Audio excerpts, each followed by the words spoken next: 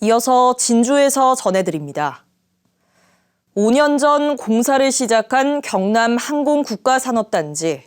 공정률 60%를 넘어 지난해 말 분양을 시작했지만 현재 단 한 곳도 분양되지 못했습니다. 분양 가격이 주변 산단보다 높은 데다 기업 투자 여건도 녹록지 않기 때문입니다. 보도에 박기원 기자입니다. 고속도로 옆에 넓은 터, 축구장 117개 크기로 조성 중인 경남 항공국가산업단지 진주지구입니다. 국토교통부 승인을 받아 5년 전 공사를 시작해 현재 공정률 60%를 넘겼습니다. 터를 닦은 산업용지 15%는 지난해 12월 분양을 시작했습니다. 한국토지주택공사는 지난해 진주지구 산업시설용지 일부인 10필지를 분양했는데 계약은 한 건도 이루어지지 않았습니다. 10km 정도 떨어진 곳에 비슷한 규모로 조성 중인 사천지구도 사정은 마찬가지입니다. 산업용지 10필지가 먼저 분양 시장에 나왔는데 결과는 모두 미분양이었습니다. 투자를 해서 이제 건물을 올리기까지가 좀 판단이 어려운 것 같고 이제 가격적인 부분 또 부동산 시장 이런 게 좀 컸던 것 같아요. 항공 관련 기업들은 높은 분양가를 이유로 꼽았습니다. 진주지구 산업용지 분양가는 3.3제곱미터당 170만 원, 근처 축동 일반 산업단지보다 65만 원 정도 더 비쌉니다.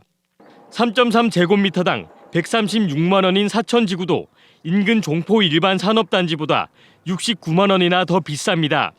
기존 토지인데 보상비라든지 이런 부분도 있기 때문에 원가가 올라간 것 같은데 그런 부분들은 사업을 하는 입장에서는 굉장히 좀 부담스러운 그런 가격이죠.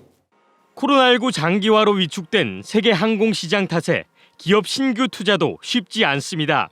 지금 아시다시피 코로나19 이후로 항공 수요가 많이 줄어든 데다가 신규 항공기에 대한 주문량이 옛날에 비해서는 굉장히 적어졌잖아요.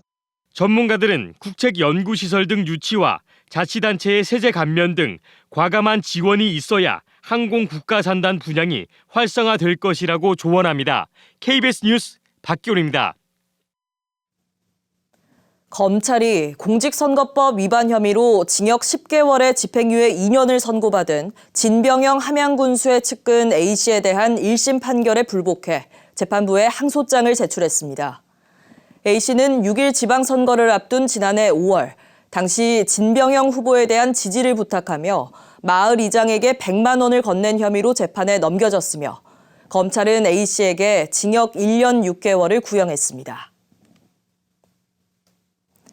진주시가 이달 말까지 문산읍 농업기술센터 앞에 마련한 6,000제곱미터 규모의 시민 텃밭을 분양합니다. 분양 면적은 가구당 8제곱미터에 사용료는 17,000원이며 친환경 농법으로만 이용할 수 있습니다. 진주시는 도시농업관리사를 텃밭에 배치해 초보자를 위한 농작물 재배 교육을 진행할 예정입니다. 남해군이 다음 달부터 대상포진 예방접종 지원 사업을 합니다. 이번 사업으로 올해 만 65살 이상 기초생활보장 수급자의 경우 남해 지역 보건소나 보건지소에서 접종비 15만 원 정도의 대상포진 접종을 무료로 받을 수 있습니다. 또 75살 이상 일반 군민도 19,000원만 부담하면 21개 위탁 의료기관에서 접종받을 수 있습니다. 함양군이 직영하는 공중목욕탕 2곳의 요금을 현재 3,000원에서 6,000원으로 올리는 조례 개정안을 입법 예고했습니다. 함양군은 이용객 증가와 적자로 인해 요금 인상이 불가피하다고 설명했습니다. 함양군은 지난해 군비 58억 원을 들여 목욕시설이 없는 마천면과 서상면에 직영 목욕탕을 개장했습니다. 지금까지 진주에서 전해드렸습니다.